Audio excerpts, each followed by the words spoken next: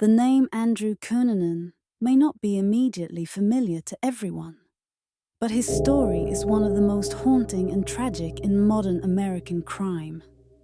In 1997, Cunanan embarked on a cross-country killing spree that left 5 people dead and ended with the murder of fashion legend Gianni Versace. But this story isn't just about violence. It's about a man consumed by lies, delusion, and the desperate hunger to be someone he was not. To understand how Andrew Cunanan became a killer, we have to go back to where it all began: his childhood, his family, and the fragile identity that would one day unravel so completely. Andrew Philip Cunanan was born on August 31st, 1969, in National City, California, a working-class suburb of San Diego. He was the youngest of 4 children. His father, Modesto Pete Cunanan, was a Filipino immigrant and former Navy officer who later worked as a stockbroker. His mother, Mary Ann Schillaci, was an Italian-American homemaker devoted to her Catholic faith. On the surface, the Cunanans looked like a family living the American dream. But behind closed doors, life was anything but stable. Modesto was a man obsessed with control and appearance. He demanded perfection from his children, but gave little affection in return. He believed success and respectability mattered more than anything, and he ruled his home with intimidation. Mary Ann, meanwhile, was deeply religious but emotionally fragile, struggling under the weight of Modesto's temper.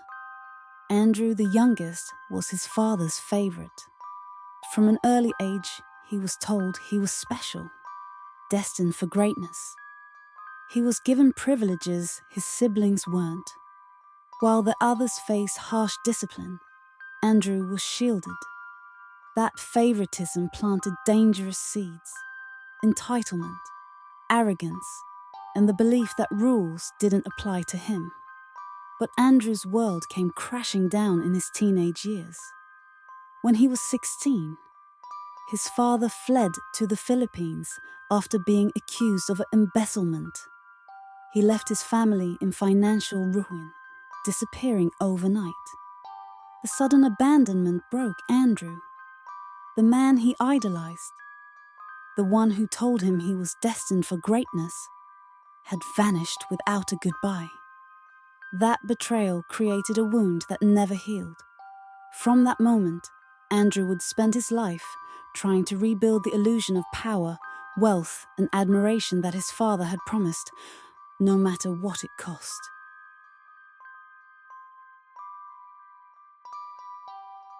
In school, Andrew's brilliance stood out. He was intelligent, articulate, and had a near photographic memory. Teachers described him as charming and quick-witted, though there was always something performative about him. He didn't just tell stories, he lived them. If the truth was too dull, he simply invented a better version. At the prestigious Bishop's School in La Jolla, Andrew was surrounded by wealth. His classmates came from affluent families, and he wanted desperately to belong. To them, he claimed his father was a wealthy businessman and that his family owned expensive properties. None of it was true, but the lies made him feel powerful. By the time he graduated, he had mastered the art of reinvention. Andrew could become whoever he needed to be: cultured, charming, worldly, successful. He learned that with the right clothes, the right words, and enough confidence, people rarely questioned what wasn't real. As he entered adulthood, that ability became his weapon. A double life in San Diego. In his 20s, Andrew immersed himself in the thriving gay social scene of San Diego and later San Francisco. He was magnetic, the life of every party. With his sharp fashion sense, quick humor, and knowledge of art and culture, he moved easily through elite circles. But beneath the surface, there was deception. Andrew cultivated relationships with wealthy older men, often presenting himself as an Ivy League graduate, a real estate investor, or an heir to fortune. These relationships were less about love and more about validation and access. He thrived on admiration, on being the beautiful, mysterious young man that everyone wanted to know. He told so many lies that over time, even he seemed to believe them. His reality blurred with fantasy. But that world came at a cost. When money ran out or benefactors grew tired of him, Andrew's temper flared. He would lash out, humiliate others, and vanish for months. The charm that once drew people in could turn to cruelty in an instant. Friends began to notice his instability. He was boastful one day, paranoid the next. He claimed he was being followed, that people were jealous of him. Some dismissed it as drama. Others saw something darker brewing beneath the surface.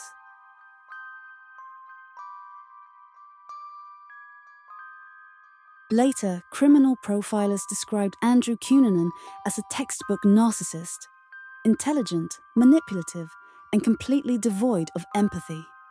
He had what psychologists call a malignant narcissism, a mix of grandiosity and deep insecurity. He needed constant attention, and when reality didn't match his fantasies, he created chaos. When his father's betrayal shattered his sense of identity, Andrew filled that void with lies and control. He learned to weaponize charm, using it to build an illusion of success. But deep down, he was hollow, terrified of being ordinary. By 1996, his double life was unraveling.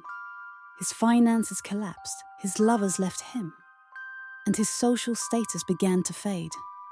He was no longer the glamorous socialite, just a con man running out of stories to tell. And that loss of control pushed him toward something dangerous.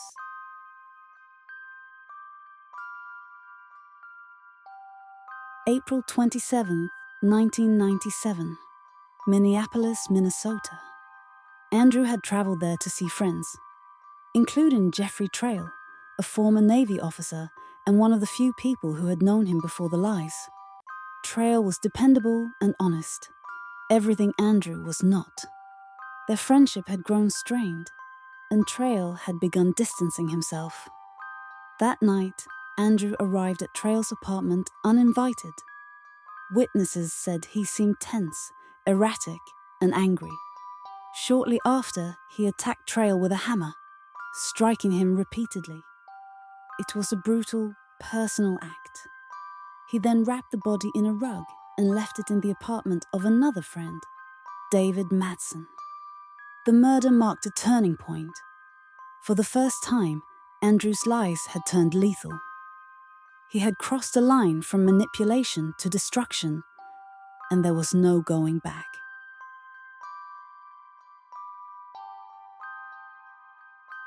David Madsen was a 33-year-old architect, intelligent, kind, and gentle.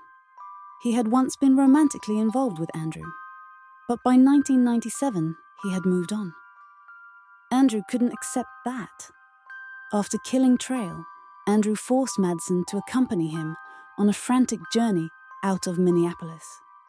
For days, the two were seen traveling together. Madsen visibly nervous, Andrew increasingly unstable. Friends and family feared for Madsen's life. On April the 29th, Madsen's body was found near Rush Lake, Wisconsin. He had been shot in the back. To the FBI, it was clear. Andrew wasn't running from guilt. He was running from collapse. Each killing gave him temporary control, but it also accelerated his spiral.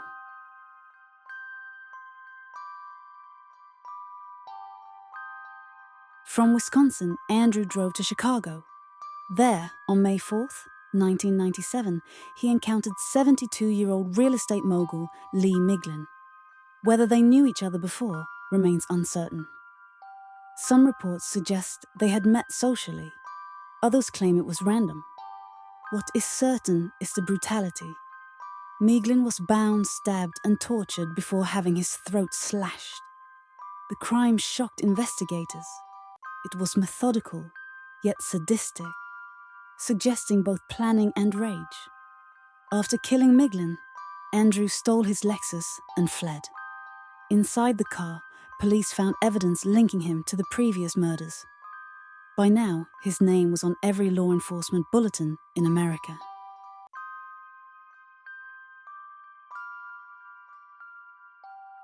On May 9th, in New Jersey, Andrew struck again. He killed 45-year-old cemetery caretaker William Reese, a man he had never met, simply to steal his truck. The randomness of the act terrified the public. Andrew was no longer killing for revenge or survival. He was killing because he could. By this point, he was a ghost, constantly moving, constantly lying. He used fake IDs, switched cars, and stayed in cheap motels. The man who once craved attention was now hiding from the entire nation.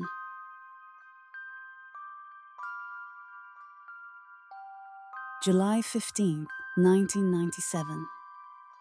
Miami Beach.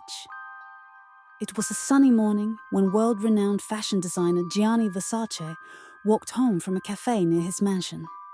As he reached the gate, Andrew Cunanan approached and shot him twice in the head. It was a shocking, brazen act, committed in broad daylight on the steps of luxury. The murder sent shockwaves through the world. Versace was a symbol of beauty, success, and artistic genius. His death felt senseless, theatrical, almost cinematic. For Andrew, that was the point. Killing Versace was his final performance, his way of forcing the world to look at him. Investigators later speculated that Andrew had been obsessed with Versace for years. They may have met briefly at a party years earlier. To Andrew, Versace embodied everything he longed for: fame, power, and recognition. In his delusional mind, by taking Versace's life, he claimed a piece of that fame for himself. After the murder, the manhunt intensified. The FBI flooded Miami with agents. Andrew's face was everywhere, on newspapers, television, and wanted posters. But despite the worldwide attention, he vanished again.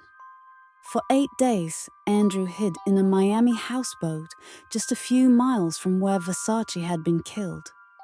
He watched news coverage of the manhunt, knowing the world was searching for him. He was cornered, but in his mind, he still controlled the story. On July 23rd, police finally closed in. As they surrounded the boat, a gunshot rang out. When officers entered, they found Andrew dead from a self-inflicted wound. He was 27 years old. No note, no explanation, just silence.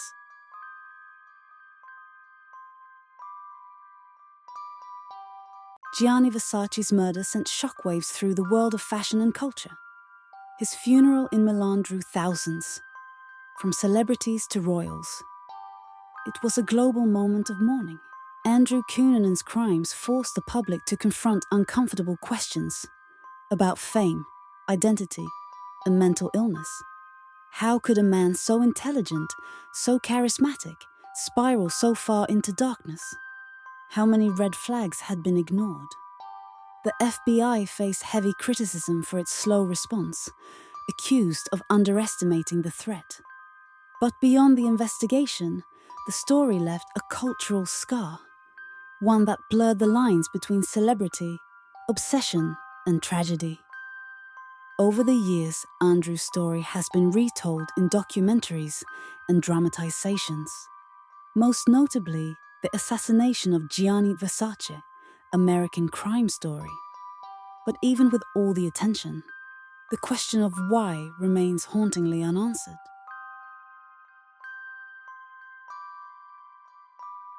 Andrew Cunanan's story is a cautionary tale about identity and obsession, about how lies can become prisons. He was a man who built his life on illusion, and when the illusion fell apart, he destroyed everything around him. His crimes remind us that behind charisma and charm can lie deep insecurity and rage. That sometimes the people who seem the most confident are the most desperate to be seen. In the end, Andrew Cunanan achieved the fame he always wanted, but only through infamy. And that may be the cruelest truth of all.